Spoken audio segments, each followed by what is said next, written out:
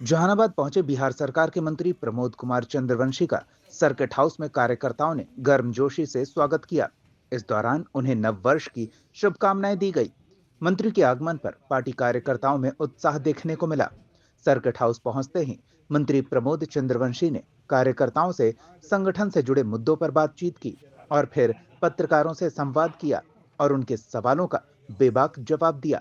मंत्री ने मनरेगा का नाम बदलकर विकसित भारत जी राम जी किए जाने को लेकर कहा कि यह बदलाव पारदर्शिता और मजदूरों के हित में किया गया है।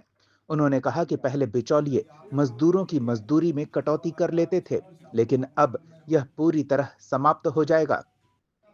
उन्होंने बताया कि अब मजदूरों की राशि सीधे उनके बैंक खातों में ट्रांसफर की जाएगी और पूरे सिस्टम पर आधारित निगरानी रखी जाएगी। समय समय पर खातों की जांच और अपडेट की भी व्यवस्था होगी। वहीं बिहार में हेलमेट, मास्क या चेहरा ढककर ज्वेलरी दुकानों में प्रवेश पर लगाई गई रोक को लेकर मंत्री ने कहा कि यह फैसला सुरक्षा की दृष्टि से लिया गया है।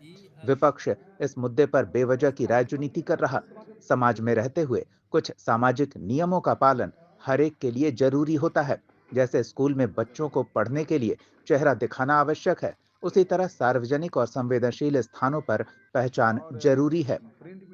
विपक्ष के नेता की टिप्पणी पर मंत्री ने कहा कि उनकी लड़ाई केवल नीतियों और मुद्दों को लेकर है, निजी नहीं। उन्होंने स्पष्ट किया कि राजनीतिक संघर्ष संसद के भीतर होना चाहिए, न कि सड़क पर। और क्या कुछ कहा मंत्री प्रमोद चंद्रवंशी ने, सुनाते हैं आपको। जहानाबाद न्यूज के लिए वरुण कुमार की रिपोर्ट। एक तो आप सब लोग को पता होगा कि विकसित भारत जी राम जी 2025 जो पहले चल रहा था महात्मा गांधी मनरेगा के नाम से, उसको नाम को बदला गया है। सिर्फ नाम ही नहीं बदला गया है, कई प्रावधान भी उसमें बदले गए हैं। और आप सब लोग जानते हैं कि सब लोग कहते थे, पत्रकार बंधु भी कहते थे, लोग भी कहते थे कि मनरेगा जो है लूट का अड्डा है। तो ये सारे चीज़ को देखते हुए केंद्र सरकार ने नाम के साथ साथ कई उसमें प्रावधान भी बदले हैं। और जी राम जी के लागू होने से जो बिचौलिया थे, मनरेगा के अंदर जो बिचौलिया काम कर रहे थे, मजदूरों के नाम पर जाली जॉब कार्ड बना रखे थे, गलत ढंग से पैसे की निकासी कर रहे थे, उन लोगों पर कड़ा प्रहार हुआ है। और जो वास्तविक में मजदूर थे, जो मजदूरी करके जीविकोपार्जन कर रहे थे, उनको इस एक्ट से, जी राम जी से आने वाला समय में बहुत फायदा होने वाला है। पहले 100 दिन की गारंटी था, अब जो है 125 दिन की गारंटी है। और कई बार देखने को मिलता था कि जब ग्रामीण क्षेत्र में कृषि कार्य होता था, खास करके हम मध्य बिहार की बात करेंगे, इसी तरह से हर राज्य की अपनी अपनी खेती का एक परंपरा है। तो यहाँ जब धान की रोपनी कटाई के समय देखते होंगे कि कुछ काम लोगों को नहीं मिलता था या कठिनाई होती थी। कई मजदूर ऐसे थे जिनका छोटा मोटा बटाईदारी करके अपना खेती करते थे। तो इसमें 60 दिन के छुट्टी का भी प्रावधान है, खास करके कृषि कार्य के समय।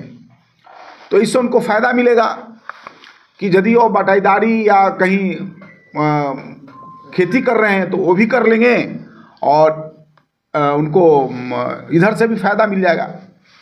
और सबका डिजिटीकरण किया गया है, अब कोई किसी के नाम पर पैसा नहीं निकाल सकता है। ये सारे प्रावधान इसके अंतर्गत है। जो नकली या डुप्लीकेट कार्ड बना करके मजदूरों के पैसा निकाल रहे थे, फर्जी लाभार्थी बनाए हुए थे, बढ़ा चढ़ाकर मनगढ़ंत हाजिरी रजिस्टर मास्टर रोल बना रखे थे, श्रमिकों को आंशिक भुगतान या पूरा वेतन न देना, इन सब चीज़ों को ध्यान में रख करके ही जी राम जी का बिल लोकसभा में पास हुआ है। तो आप सब लोग के चैनल के माध्यम से मैं भारत सरकार को बहुत बहुत धन्यवाद देता हूं, जिन्होंने जी राम जी बिल ला करके भारत के गरीब मजदूर को लाभ देने का काम किए हैं और इससे आने वाले समय में मजदूर को अधिक से अधिक रोजगार मिलेगा और पारदर्शिता के साथ काम होगा।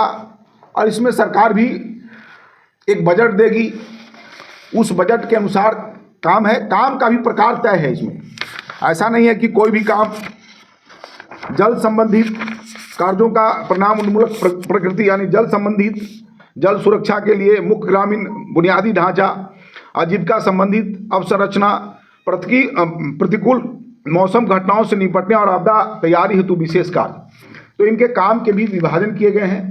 तो मैं पुनः एक बार भारत सरकार को बहुत बहुत धन्यवाद देता हूं, जिन्होंने बिहार और देश के गरीब मजदूरों के लिए बिल ला करके उन्होंने एक सकारात्मक संदेश देने का काम किया।